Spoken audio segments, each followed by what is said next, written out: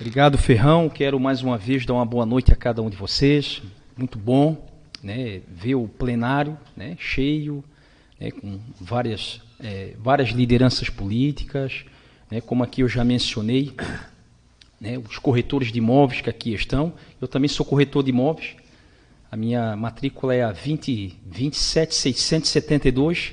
Eu fiz o meu crescer lá em 2014, né? E agora que de um tempo para cá a gente começou a se movimentar nesse sentido, mas pouca atuação na área, Márcio, o tempo não me deixa, mas eu tenho um carinho muito grande. Está aqui o Jean, que trabalha conosco lá, né? E deixar um abraço a todos os corretores de imóveis, aqueles que estão nos assistindo, que hoje é uma classe muito importante na nossa cidade.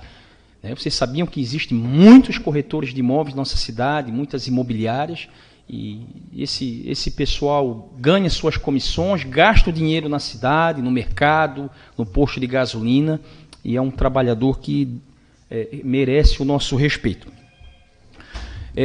Dizer a vocês, nessa oportunidade, depois eu vou fazer as considerações, aqueles que irão receber moções, as suas moções, o Rodrigo Lopes, que aqui se faz presente, tia Helena, está ali, né? Uma querida.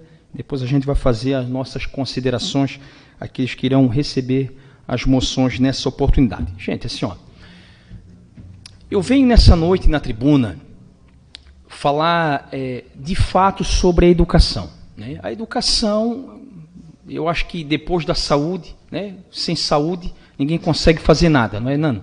Né? Você que está doente numa cama de hospital não pode fazer nada. Então a saúde é a pasta mais importante da cidade. E depois vem a educação. Uma cidade sem educação, homens e mulheres sem educação. Eu não falo, né, eu falo na educação mesmo de conhecimento, né, e quem sabe frequentar uma faculdade, se formar em alguma área. Então a educação é uma pasta muito importante da nossa cidade. Mas quando a gente fala em educação, Rosiana, a gente fala de um aglomerado de coisas, né? Nós falamos de uma boa estrutura, nós falamos de salários para os servidores da educação, nós falamos de uma boa merenda, nós falamos de material escolar, nós falamos de uniforme escolar. Então, quando nós falamos de educação, a gente enumera várias situações de um contexto né, para que a gente possa, de fato, falar sobre a palavra educação. Maurício já comentou aqui, o Toninho já comentou aqui. Hoje nós tivemos lá no bairro de São Cristóvão, na escola Antônio Joaquim Tavares, e é lamentável que nós vimos lá. Até alguém disse, precisou a imprensa ir lá para os vereadores se movimentar. Não, né, Toninho? Toninho e Maurício. Eu nem sabia. Deus é testemunha, e as pessoas que nós estamos há muito tempo cobrando a reforma daquela escola, né? A reforma, e o mais importante, num local que existe grandes empresas, uma creche, para que possa a comunidade usufruir, né? Um pré-1, um pré-2, e a sala está daquele jeito lá. Tentaram pintar alguma coisa, colocaram uma parede de gesso, e a escola está desde janeiro em reforma. E isso é muito difícil para nós, vereadores, Júnior, explicar para a comunidade algo que pode ser feito em 20 dias, em 30 dias, eu acho que não passa disso, e está desde janeiro daquela forma. A diretora, tadinha, né, Maurício? Nós ficamos com pena dela. Ela tentando explicar, mas explicar o inexplicável, né? Uma reforma para mais de 6 meses, o que pode ser feito em 30 dias. E aí, a mãe quer deixar o filho na creche, o pai quer deixar o filho na creche, não pode, porque tem uma parede para rebocar, um banheiro para terminar. Então eu peço à Secretaria de Educação.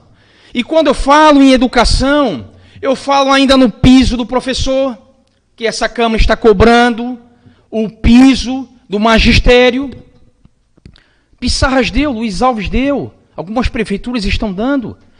E a nossa cidade ainda não deu. E nós já fizemos reunião, nós já fizemos comissões, já fomos até o sindicato, e até agora o piso do magistério não foi dado, Lito, né? E, enfim, é algo lamentável. A gente continua cobrando, a gente continua falando, né? Se eu agora teve o Dia da Família, eu passei em algumas escolas, existe uma grande reclamação do servidor, do professor. Porque o professor quer ir para um bom ambiente, o professor quer ser, ele não quer ser bem remunerado, não é essa a expressão, mas ele quer receber aquilo que é devido, ser valorizado. E quando ele sai de casa, ele sai para ser valorizado, né? Você chega lá na sua empresa, não é só a questão, às vezes, salarial, um bom computador, não, é um contexto de coisas. E aí o professor está indo esperando o piso, está faltando um professor em sala de aula, e a gente vai explicando, e a gente vai defendendo, a gente vai falando, mas não tem mais como esperar.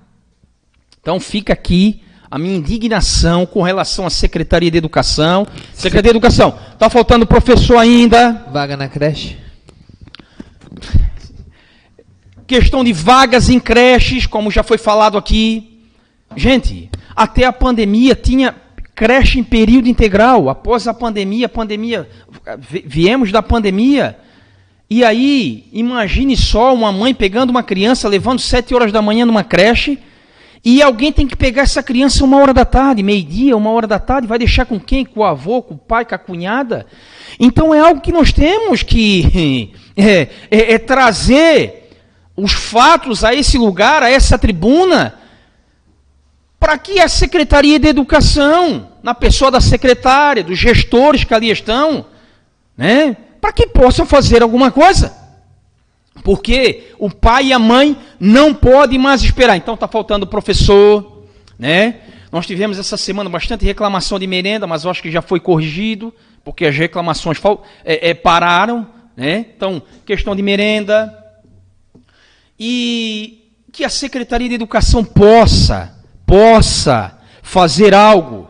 Prefeito, se estiver me escutando, prefeito, secretário de governo, Escola Antônio Joaquim Tavares, no São Cristóvão. E dizer também que essa casa, nós aprovamos aqui uma criação do Núcleo Educacional Multidisciplinar de Cargos e Provimentos Efetivos. Ou seja, nós criamos aqui uma comissão, Rodrigo, é mais ou menos o seguinte, uma criança está com problema, é autista, existe algum problema, leva para essa comissão chamada NEM, N-E-M, NEM. Leva para essa comissão, e essa comissão tem que ter psicólogos, fonoaudiólogos, mas não tem um fono ainda. Não tem um fono para que possa atender para mais de 250 crianças com diagnóstico de autismo. Então, nós criamos uma comissão, funcionários efetivos, e ainda não tem fonoaudiólogo. Então, fica a minha indignação nessa oportunidade, e sem contar que estão numa estrutura muito precária. Estão aqui, né, Rosiane? Estão aqui na biblioteca municipal, numa sala de 5x5, 4x4, um cubículo. Obrigado, Ferrão. Estão num cubículo ali, e como é que esses servidores vão dar um bom atendimento às crianças que precisam? Gente, você tem filho que está tudo certo, mas quem precisa não está sendo atendido. Obrigado, que Deus abençoe.